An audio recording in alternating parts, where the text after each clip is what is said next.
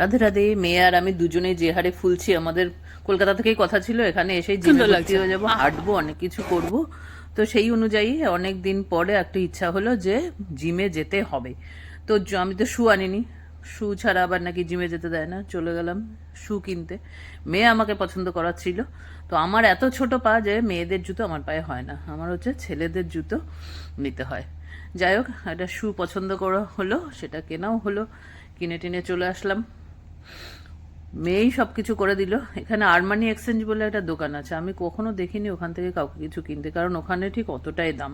আর মলে গেলে এই ছোট কিউট বাচ্চাগুলোকে দেখা যায়, তার সঙ্গে এই বাচ্চাটাকে পেয়ে গেল। আমার মেয়ের আবার এর সঙ্গে খুব মিল।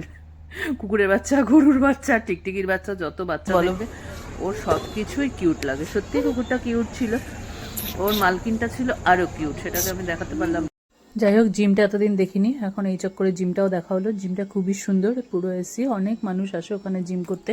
আসলে কিছু করারও নেই, জিম করা শেষ হয়ে গেল। প্রেম সে বলো রাধে রাধে, বাই বাই।